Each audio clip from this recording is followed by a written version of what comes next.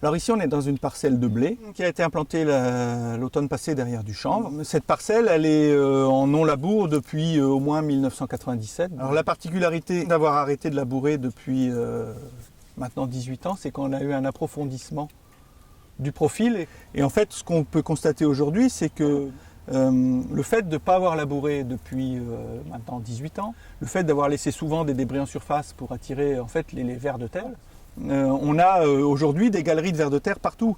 Et en fait, toutes ces galeries, ça permet d'avoir la porosité verticale, donc du bon drainage, pas de problème de pluie et d'eau qui dort en surface. Et puis c'est aussi une voie privilégiée pour les racines. Là, on voit des racines de blé, hein, on en retrouve jusqu'à 70 cm, hein, il y en a jusqu'au fond. Elles passent dans les trous des lombrics. Ça permet normalement de passer un peu plus facilement les stress hydriques. Voilà, voilà, ce blé-là, il n'a pas vu d'eau depuis début mai, il est encore assez vert. Ça, c'est une motte qu'on a sortie de cet horizon-là, quoi, moins 30, moins 40 cm.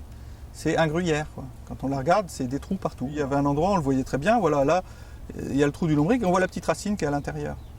Et alors l'intérêt de tout ça, c'est qu'avant, on dépensait beaucoup d'énergie mécanique avec le labour à créer une porosité pour pouvoir implanter une graine dans de bonnes conditions. Alors que si on arrête de travailler ce sol et qu'on laisse la nature faire, et ben en fait ça s'organise tout seul cette chose-là. On sait aussi, et quand on fait du semis direct, des cultures simplifiées, enfin qu'on essaie de développer cette vie du sol, on voit les lombrics apparaître. Tout de suite on a un effet visuel, mais il y a plein d'autres choses qui se passent à l'intérieur, il y a plein de micro-organismes, il y a plein de bactéries qui interagissent avec les plantes, et puis il y a surtout plein de champignons.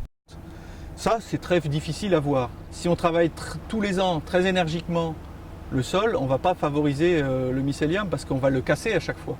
Donc plus on laisse le sol tranquille, plus le mycélium a le temps de s'installer et de s'organiser. Et donc mieux c'est pour avoir une présence de champignons dans les sols importante.